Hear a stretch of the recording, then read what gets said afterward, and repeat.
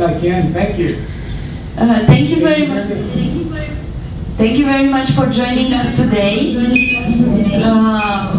Without no further introduction, I told them a few words about you. So without further introduction, I'm just handing over the mic to you. Thank you very much. And thank you all for allowing me to be part of your event today. It's my pleasure to talk to you about business-driven project management. I'll speak to this from the perspective of project managers and PMO managers. And if at any time anyone has a question, please feel free to interrupt me. And if what I'm saying is not clear or if we have audio problems, please feel free as well to interrupt me. So let's get started. The agenda that I'd like to go through this morning will consist of a short perspective on traditional project management from the perspective of a case study example. And this leads into a very good introduction to the concept of business-driven project management, which is a great fit for the theme about mammoths being agile. So let's get started. In this real-life case study example, a CEO of a company proposed the idea of a PMO to the leadership team. The company was a high-growth company. The company had enjoyed success, and the company was having difficulties with the challenges of growth and success.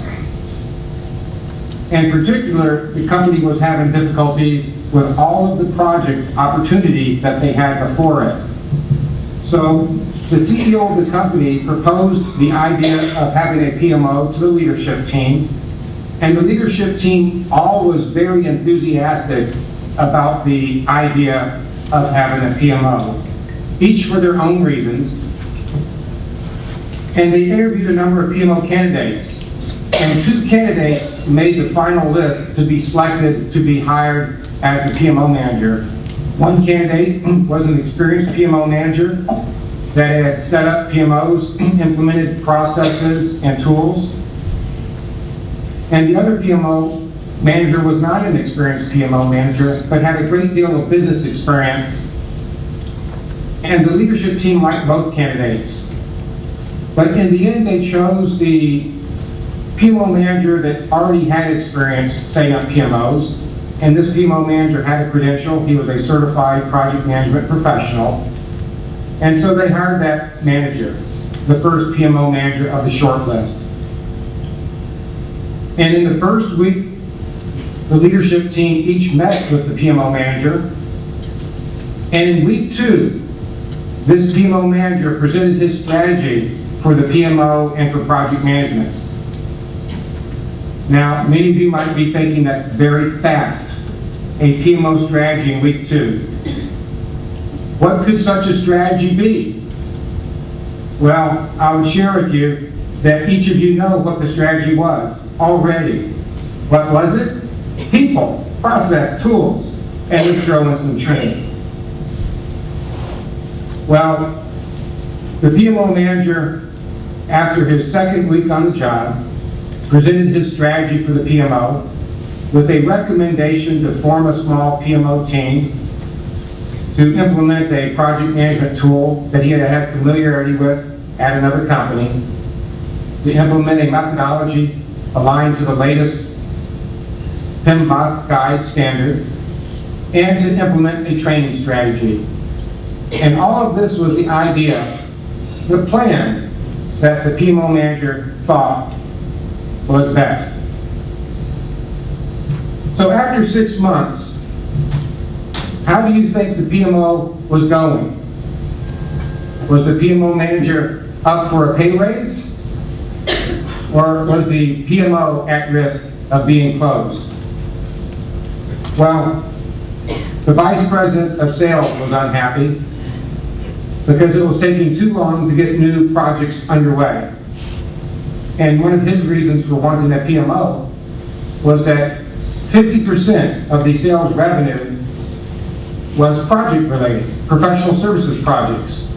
And the sales vice president wanted the ability to do more projects, but yet the PMO actually slowed the process down.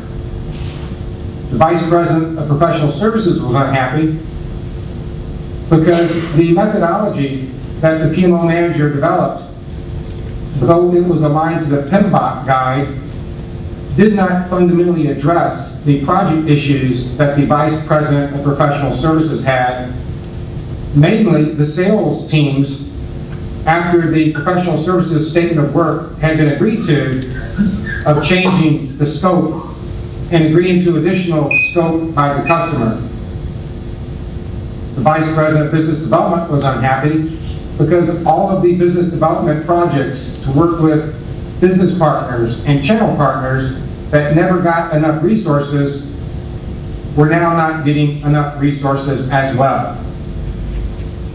The product development manager was unhappy with the PMO because his top problem was the vice president of sales that would take resources from product development to support high-value sales opportunities, which resulted in compromising the product development schedule. The CFO was unhappy because none of the data in the project management tool could be used for revenue forecasting and recognition, and half of this company's business was project-based revenues. And the CIO, the Chief Information Officer, and the CEO were concerned because their vision of what a PMO could do, what project management could do for the company, was not being realized with this PMO. At this point in time, I would ask, has anybody seen this picture before? Oh, yes. Many of you may know there is research studies by many sources that show that 25% of PMOs fail within their first year.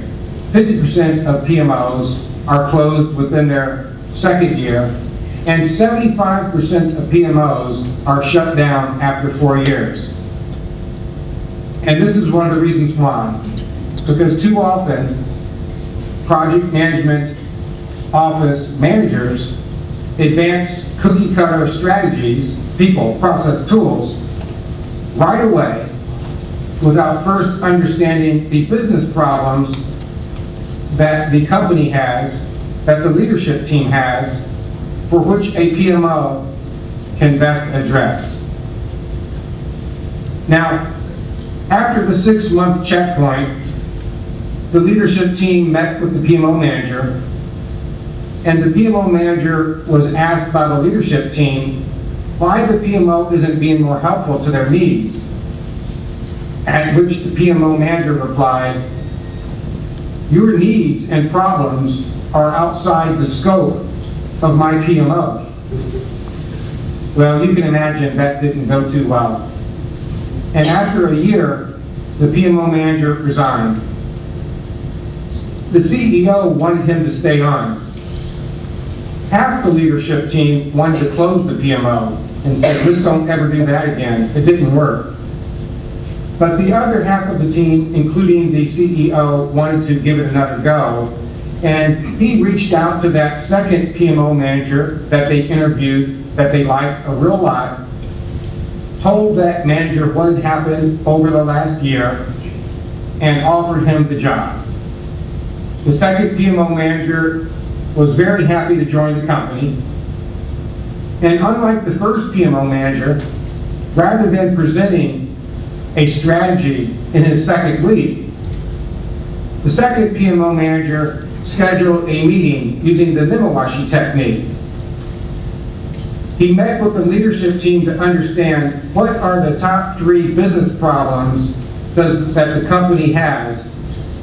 Not 10, not 20, not 100, but what are the top 3 problems that you would like the PMO to solve in the next year?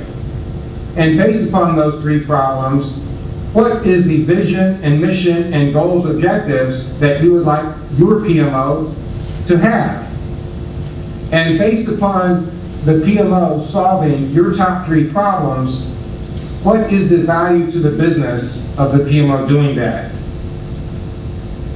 So you see, the second PMO manager, before presenting a strategy, met with the leadership team to understand the problems that the company had, for which the PMO could develop a strategy to serve.